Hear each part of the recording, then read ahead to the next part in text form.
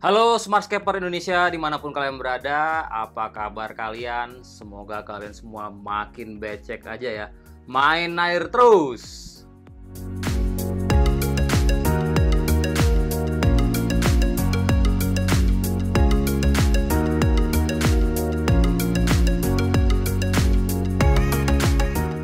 Nah, kita kembali lagi ke segmen FAQ, Frequently Asked Question. Nah, kali ini gue akan ngebahas mengenai temperatur alias suhu ya. Nah, bagaimana sih sebenarnya suhu yang ideal buat aquascape itu? Apa pengaruhnya suhu terhadap parameter air, terhadap tanaman, terhadap fauna, alge, bahkan terhadap bakteri? Dan tipe chiller atau pendingin apa sebenarnya yang paling efektif dan efisien untuk aquascape? Nah, ayo kita mulai bahas satu-satu ya. Nah, yang pertama, pengaruh suhu yang paling signifikan pada aquascape itu adalah terhadap parameter air, yaitu terhadap kadar gas CO2 dan gas oksigen yang terlarut. Nah, kenapa begitu? Oke, kan gini ya, CO2 itu dan oksigen juga memiliki fasa gas, yang mana kita ketahui pada temperatur yang rendah, suhu yang dingin ya, gas ini akan mulai berubah fasanya ke fasa cair. Jadi dari gas akan berubah ke arah fasa cair.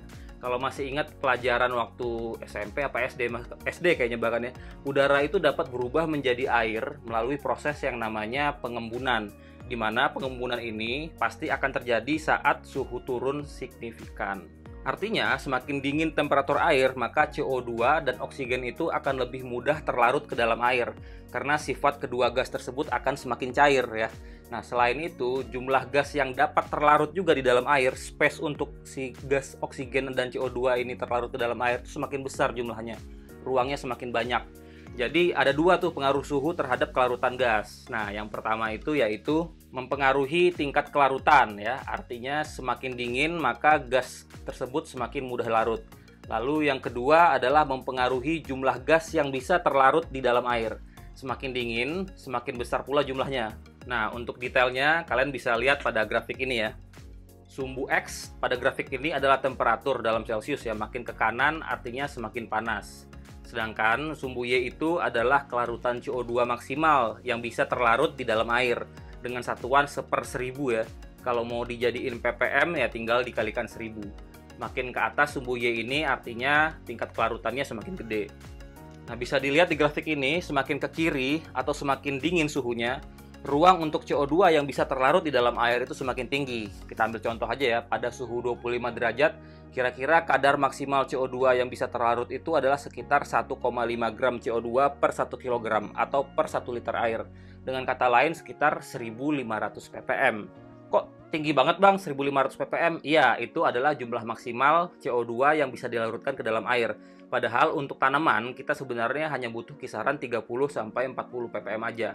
Artinya pada aquascape suhu ini tidak terlalu berperan signifikan dalam memberikan ruang untuk kelarutan CO2 di air.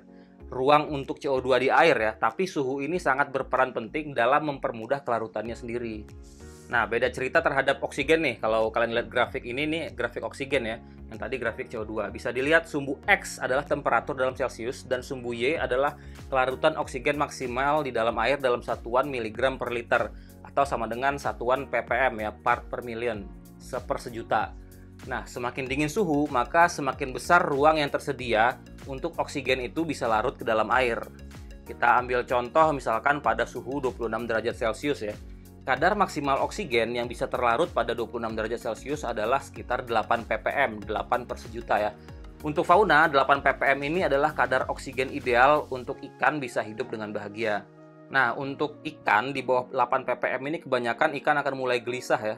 Dan di bawah 6 ppm mulai stres. Apalagi di bawah 4 ppm pasti akan megap-megap dan bisa mengakibatkan kematian. Nah, sedangkan untuk tanaman, kadar ideal itu sekitar 5-6 ppm oksigen aja sebenarnya sudah sangat mencukupi untuk respirasi tanaman.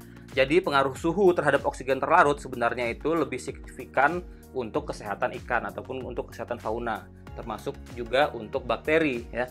Jadi untuk parameter yang pertama ini kalau gua simpulkan itu akan seperti ini. Semakin tinggi suhu, maka semakin tinggi pula kebutuhan gas CO2 dan gas oksigen untuk mencapai level tertentu. Semakin banyak ya yang dibutuhkan. Dan juga sebaliknya, semakin dingin suhu maka semakin cepat pula untuk mencapai level oksigen atau level CO2 yang kita inginkan. Oke, parameter yang kedua adalah suhu mempengaruhi kesehatan tanaman dan juga kesehatan alge. Seperti yang gue jelaskan sebelumnya ya, semakin dingin suhu, gas oksigen dan CO2 itu akan semakin kaya, sehingga baik untuk tanaman. Namun, semakin dingin, tanaman itu akan semakin lambat dalam menyerap air, menyerap CO2, dan juga menyerap nutrisi. Artinya, metabolisme tanaman itu akan semakin lambat pada suhu yang semakin dingin. Nah, pada rentang suhu 10 derajat sampai 30 derajat Celcius, selisih 10 derajat Celcius lebih dingin akan membuat metabolisme tanaman itu 2 kali lipat lebih lambat. Ya, misalnya, suhu 15 derajat Celcius itu akan menghasilkan metabolisme yang 2 kali lebih lambat ketimbang suhu 25 derajat Celcius.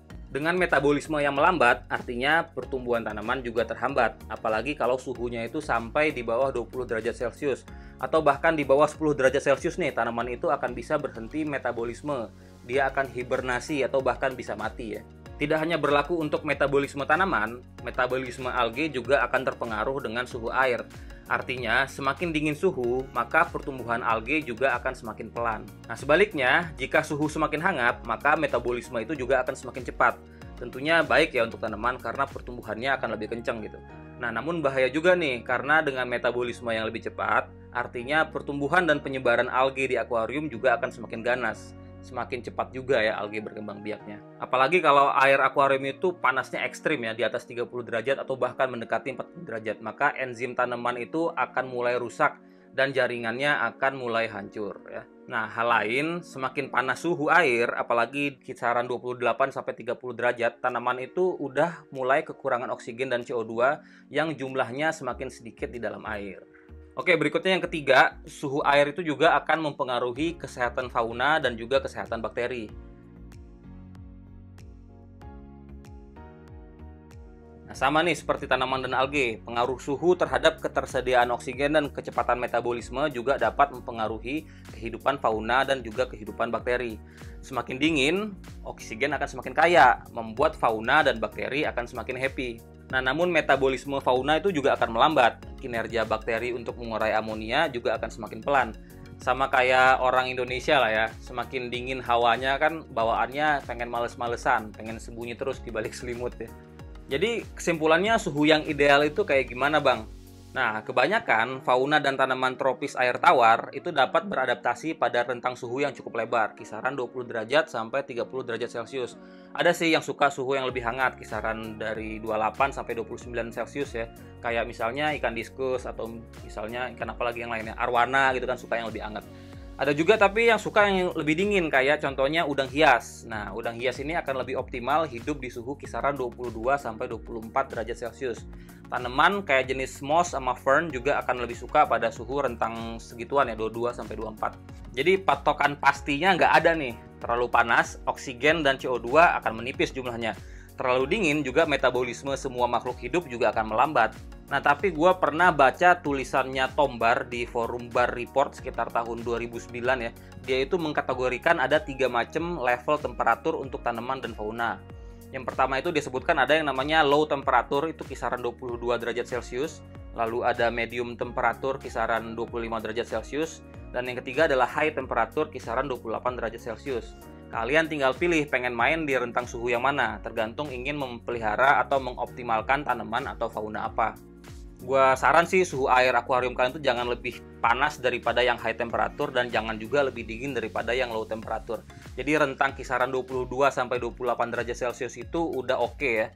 Hal lain yang nggak kalah pentingnya adalah gimana caranya menjaga suhu itu agar stabil, tidak swing naik turun ya. Karena temperatur yang swing signifikan itu dapat membuat semua makhluk hidup itu stres. Terlebih pada ikan hias ya, akan gampang sekali terkena penyakit seperti misalkan kayak white spot dan lain-lain. Ibarat kayak manusia lagi nih, di musim pancaroba ya, yang perubahan musim, yang suhunya pasti akan swing signifikan, itu rata-rata akan membuat orang akan gampang sekali kena penyakit kayak demam dan flu dan sebagainya.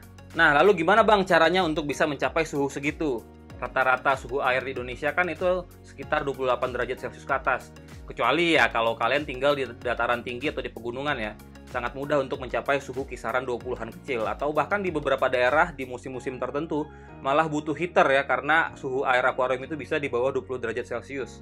Nah, ada 3 macam pendingin air nih yang biasa kita gunakan, yaitu fan atau kipas ya, lalu ada chiller, dan juga ada AC ya, air conditioner. Nah, mana yang paling efektif di antara ketiga jenis pendingin ini? Ayo kita bahas satu persatu. Oke, yang pertama dimulai dari fan ya, dari kipas. Memang fan ini atau kipas ini adalah cara yang paling murah, tapi bukan cara yang paling efektif. Terlebih jika suhu ruangan kalian tempat taruh akuarium itu suhunya tinggi ya. Sebanyak apapun atau sekencang apapun fan atau kipas yang kalian pakai hanya akan bisa menurunkan suhu kisaran 1-3 derajat Celcius. Ya, mentok-mentok 4 derajat Celcius lah paling. Nah, semakin rendah suhu ruangan, maka semakin kecil pula suhu yang bisa diturunkan menggunakan fan ini. Dan juga sebaliknya. Misal nih ya, suhu ruangan kalian itu kisaran 30 derajat Celcius. Terus tambah lampu, lalu sirkulasi ruangan juga kurang oke. Katakanlah suhu airnya itu menjadi sekitar 32 derajat Celcius. Misalkan kalian pasang 3 atau 4 fan gitu ya, mentok-mentok paling turunnya jadi 29 derajat Celcius lah. Atau maksimal turun sampai jadi 28. Mau kalian tambahin lagi sampai 20 kipas pun ya katakan ya, nggak akan turun-turun lagi tuh suhunya, pasti dijamin nggak akan turun lagi. Boro-boro turun suhunya, yang turun tuh malah ketinggian airnya ya, karena akan mempercepat penguapan. Semakin banyak fan, penguapan akan semakin besar. Nah, sebaliknya kalau suhu ruangan kalian itu udah dingin, katakan 26 derajat Celcius, airnya juga 26 derajat Celcius, kalian tambahin kipas sebanyak apapun, palingan turunnya cuma jadi 25 ya, cuma turun 1 derajat. Atau 24 deh mentok, nggak akan bisa turun sampai 22 derajat gitu ya. Oke, yang kedua, cara pendingin yang kedua adalah chiller. Nah, menurut gua ini adalah cara yang paling sultan ya untuk mendinginkan air. Nah, kenapa gua bilang sultan? Ya, pertama karena chiller itu harganya mahal. Chiller pabrikan itu bisa lebih mahal dibanding AC ya untuk PK yang sama. Bahkan untuk PK yang sama dengan AC, wattnya si chiller itu bisa lebih gede. Jadi listriknya itu akan lebih boros. Soalnya kalau AC zaman sekarang itu kan udah banyak yang inverter ya, ataupun yang low watt gitu. Nah, hal negatif lain dari chiller itu adalah misalkan suhu ruangannya dan suhu air itu terlalu berbeda signifikan. Pasti kaca itu akan selalu berembun ya, dan ini sangat tidak enak untuk dilihat. Mau lihat apaan? Mau lihat keong kedinginan? Nah, selain mahal, boros listrik, ada kekurangannya lagi nih. Chiller itu sebiji hanya bisa untuk mendinginkan akuarium 1 biji juga. Bayangkan misalkan kalian punya 5 aquascape. Artinya kalian harus punya 5 chiller juga ya. Kebayang bayar listriknya sama beli chillernya. Sultan kan? Nah, yang terakhir nih, AC, air conditioner. Menurut gua adalah cara yang paling efektif dan cara yang paling efisien untuk mendinginkan air akuarium. Terlebih jika kalian mengalami ini ya, kena penyakit MTS. Ya, tahu nggak MTS itu apa? Multi tank syndrome. Tanknya banyak ya, nggak cukup satu, tiap bulan nambah mulu satu gitu. Gue dulu juga pernah sih sampai ada 11 akuarium dalam kamar. Mau sebanyak apapun akuarium kalian, cukup beli 1 AC aja. Nah, tentunya sesuaikan ukuran AC-nya dengan volume ruangan kalian.